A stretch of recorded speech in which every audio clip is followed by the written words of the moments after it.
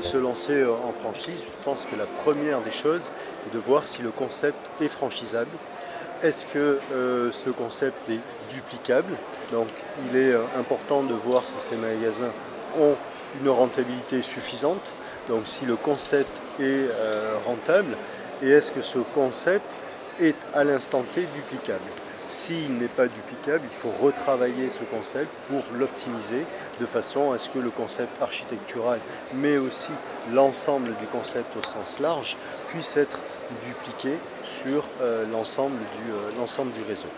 D'autre part, il faut que le franchiseur amène un manuel opératoire, la Bible du franchiseur, sur lequel on va retrouver l'ensemble de ses savoir-faire.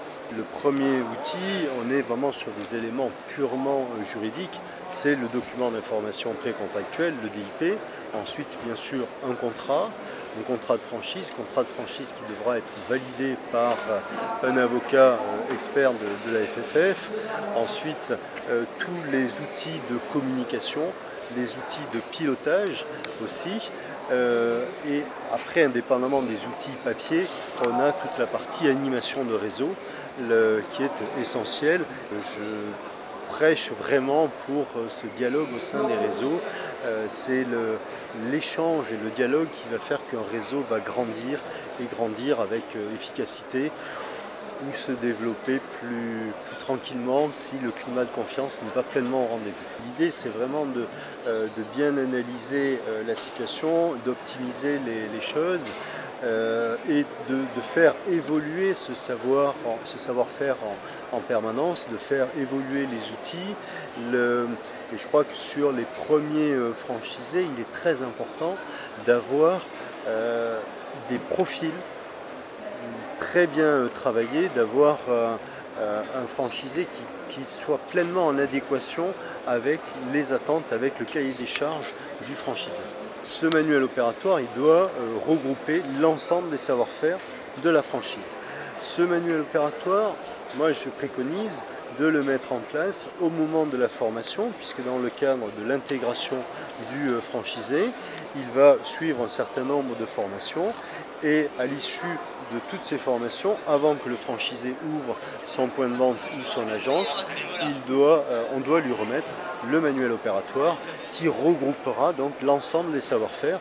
Et normalement, si le manuel opératoire est bien structuré, bien organisé, il doit avoir les réponses à toutes ces questions avec bien sûr l'apport de la formation. Je crois que l'avantage des nouvelles technologies permet d'être beaucoup plus réactif, puisque le jour où vous imprimez votre manuel opératoire, il est déjà désuet, alors que si vous avez quelque chose d'interactif, vous pouvez modifier en fonction des évolutions de la politique de l'entreprise, et donc avoir un manuel opératoire qui est toujours en phase avec les évolutions de la politique actuelle. Sur le côté financier, je pense que l'entrepreneur qui a l'aisance financière pour développer son enseigne intégralement en succursale, effectivement, peut le faire.